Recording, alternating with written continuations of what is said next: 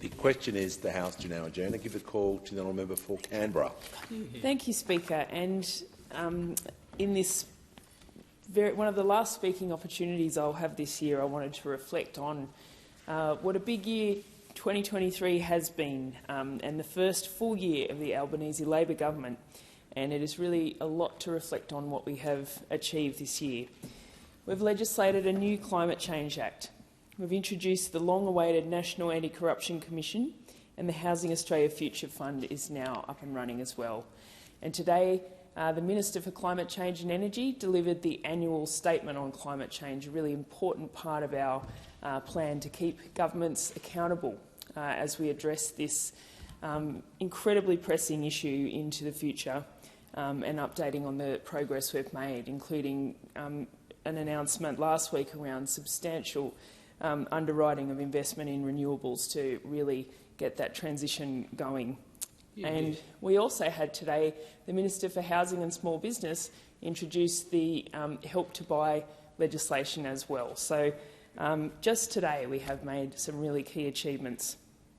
Australians now have access to cheaper childcare, to cheaper medicines and fee-free TAFE.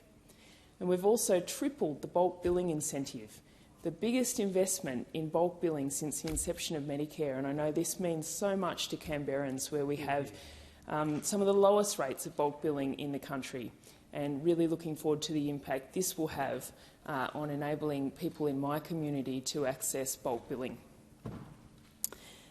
Thanks to the work of my ACT colleague, the Minister for Women, Katie Gallagher, Australia has jumped 17 places in the world for gender equality rankings as Labor delivers the biggest investment in women in 40 years.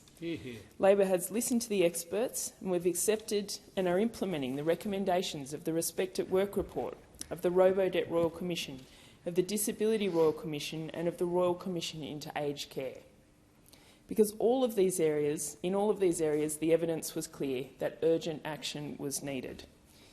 Our government is not wasting a day in government, and that is a really refreshing change from the last 10 years where we saw a lot of neglect. Another great thing that we've done this year is investing in our national institutions, the majority of whom are based here in Canberra. Giving them the funding they need to continue doing what they do so well into the future and not have to worry about leaking roofs and cutting staff and things like that. It has been such an important thing, and this is not just for Canberra, it's for our whole nation.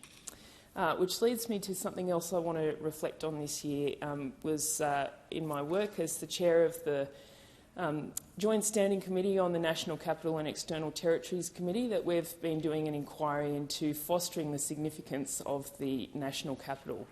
And this has been a great opportunity for representatives of those national institutions, of local business, of local environment groups, of residents groups, of tourism groups, sporting groups to come together and talk about their visions for our capital, and why our city, that has this incredibly important role as our nation's capital, and the significance that that has nationally and internationally, and how we can build on that, how we can share all the wonderful things about our city even better with the rest of the country and the world.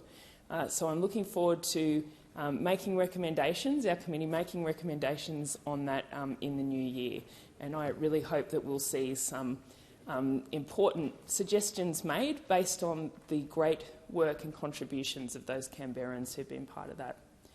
Another major project that I did locally this year was the Canberra Forum, an Australian-first deliberative democracy process, which was very generously run for me by Democracy Co, who are based in Adelaide and who designed this unique model. And over a period of 6 months, we had 40 randomly selected Canberrans come together to discuss an issue, and the one that they chose was housing, and to make recommendations on that, which are published on my website. As we come into the Christmas period, I want to give a shout out to our amazing small businesses in Canberra. They really are the life of our city and give it so much character, and we rely on them every day. So when you're buying Christmas presents, Please look to our local small businesses in Canberra and support them. And lastly, I want to wish everyone in Canberra a safe and happy holiday season. Hear, hear.